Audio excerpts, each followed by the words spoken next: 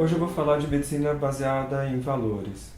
Dentro da psiquiatria, os diagnósticos de transtornos psiquiátricos necessitam de critérios em que valores são amplamente explorados. O clínico ou os profissionais da área de saúde devem saber balancear os avanços nas neurociências e a complexidade dos valores da vida contemporânea. O que se propõe na medicina baseada em valores é uma ampliação da noção ética, além de valores éticos, fala-se em, por exemplo, quando se interagem o profissional de saúde com a pessoa, com o cliente, perspectivas, convicções, expectativas com relação àquela consulta ou àquela intervenção.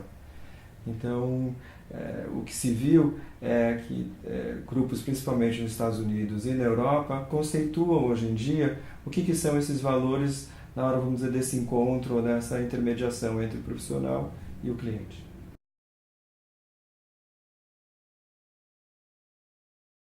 Então, todo o corpo teórico que se construiu, tanto do ponto de vista de literatura, como conceitos, como até práticas dentro da medicina baseada em valores, nasceu de grupos voltados à psiquiatria e uma interface muito próxima aí, hoje em dia, que é a filosofia em psiquiatria.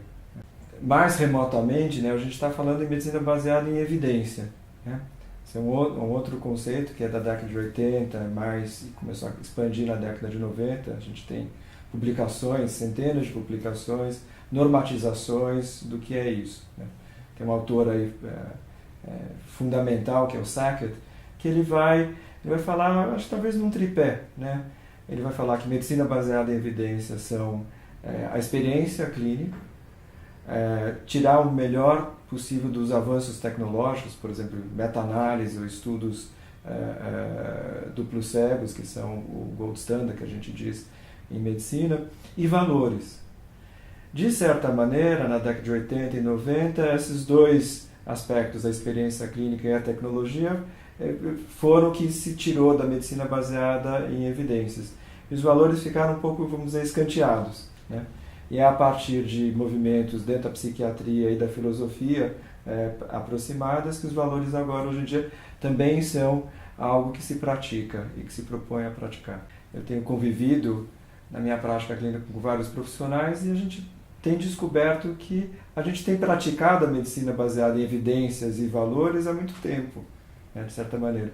Só que o que a gente não tinha eram conceitos, a gente não tinha isso de uma maneira organizada dentro da nossa prática. Inclusive, se a gente quiser ensinar isso para alguém, a gente teria de fazer de uma maneira muito empírica. Então, hoje em dia, para as pessoas interessadas, tem a literatura internacional, então na Europa é fácil encontrar esses textos, e já começa a ter, no Brasil. Por exemplo, tem um grupo em Campinas que traduziu um texto do Bill Fulford, de Valores de Quem? Então, não é só um texto conceitual, mas é um texto de práticas.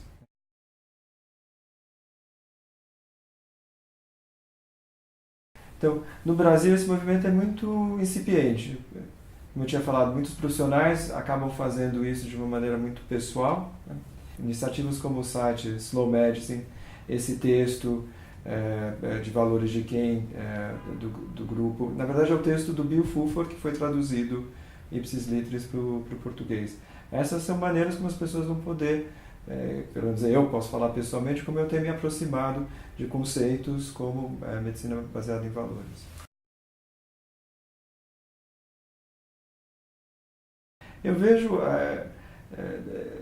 a Slow Medicine como procurando encampar tudo isso, só que em outras áreas de atuação dentro da medicina.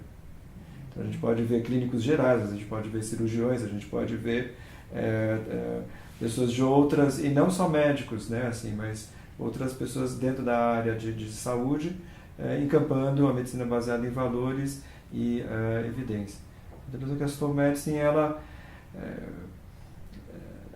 como se fosse uma grande guarda-chuva que vai encampar também a medicina baseada em valores.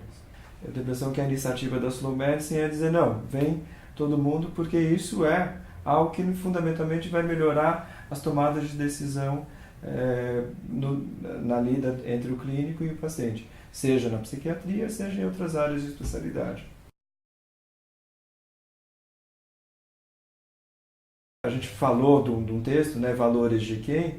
para quem quiser se interessar, esse texto é muito bom, né? Só que todos os exemplos dele são em saúde mental.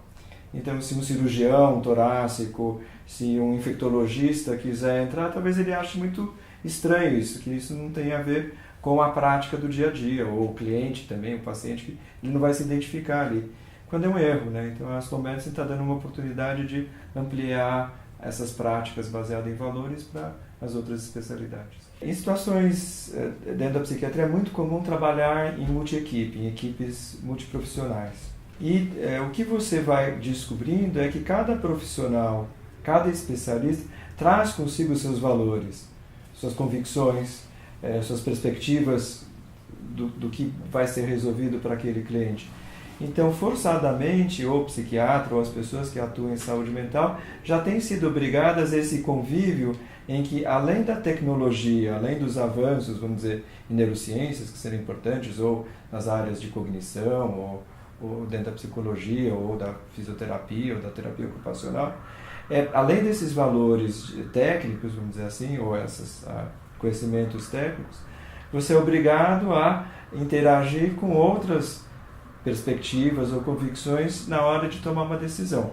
Interna, não interna, está de alta, não está de alta, é o caso de tomar essa medicação ou não é. Então, de certa maneira, na prática, esses profissionais foram obrigados a conviver, né? E, invariavelmente, eu posso dizer de experiência própria, em trabalhar em equipes, há muito conflito. Eu tenho a impressão que o corpo teórico da medicina baseada em valores e as práticas baseadas em valores vêm em socorro dessas equipes, por exemplo, né?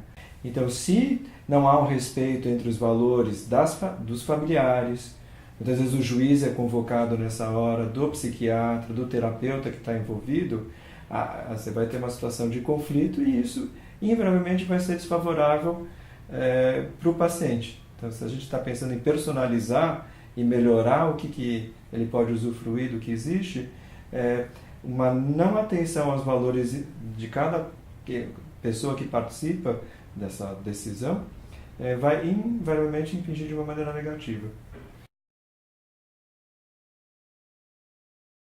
O que a gente já tem hoje à disposição são práticas, vamos dizer assim, princípios que a gente pode seguir para facilitar a resolução de conflitos, né? Autores que nem o Bill Fulford, ele preconiza entre alguns desses princípios o princípio da comunicação, né? Então, favorecer formas dentro da equipe de facilitar a comunicação de valores. Outro princípio é do raciocínio, né? Assim, de que maneira a gente pode aprimorar o nosso raciocínio para resolução de conflitos, onde na base deles há valores distintos. Outra é a aquisição desses valores, né? Como é que a gente entra em contato com os valores das pessoas. Aí, obviamente, há uma proximidade com a filosofia, então você pode lançar recursos, por exemplo, da fenomenologia, você pode lançar recursos da hermenêutica, que seria a análise do discurso, como técnicas, vamos dizer que você pode adotar uma ou outra, mas que pode te facilitar a saber ou entrar em contato quais são os valores individuais, por exemplo, numa equipe multidisciplinar. A década de 90 foi considerada a década do cérebro. E, de fato, né, antes da década de 90, mas ao longo dela, foram feitos avanços enormes do conhecimento do funcionamento do psiquismo humano, do cérebro humano. O que veio junto é uma intensificação dos ditos diagnósticos psiquiátricos ou transtornos psiquiátricos, e aí, de alguma maneira, há uma relevância da psiquiatria americana, porque é ela que dita o que a gente tem como critério ou diretriz, que é o Manual de Diagnósticos em Psiquiatria, que é o DSM, o DSM-5, né, que é a última edição, e que, quase que de uma maneira caricata, começa a fazer diagnósticos de coisas que anteriormente nem se passava pela cabeça, né? Será que ser workaholic, né, trabalhar demais, pode virar um transtorno? O luto que eu tenho de uma pessoa próxima, assim, isso é um transtorno?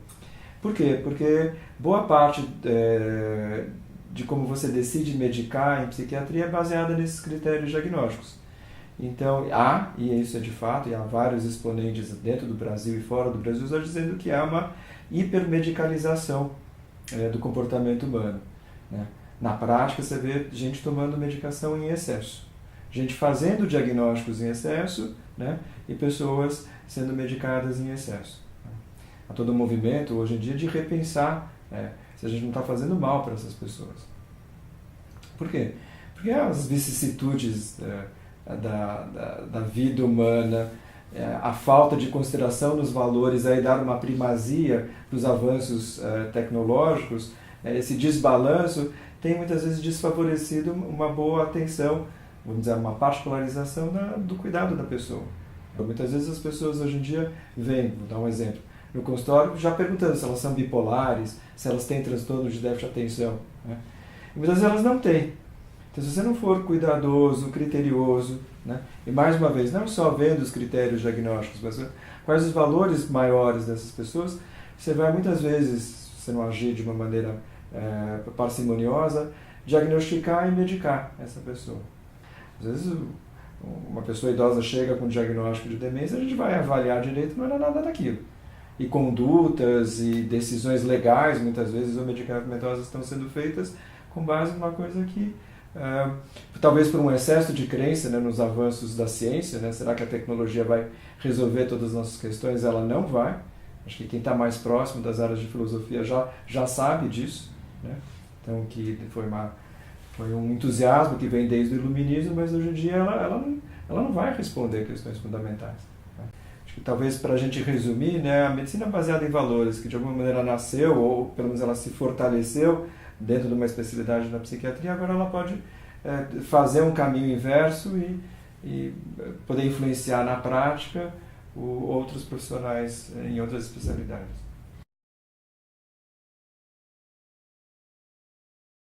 Eu vejo a Slow Medicine como um movimento de vanguarda. É novo ainda no Brasil, e como psiquiatra, dentro dessa hiperdimensionamento dos avanços técnicos das neurociências, o risco hoje em dia, e a gente vê claramente, é de fazer uma psiquiatria desumanizada. E a Slow Medicine vem para, vamos dizer, fazer o resgate, não só de valores do senso lato, mas humanizar a prática da saúde mental.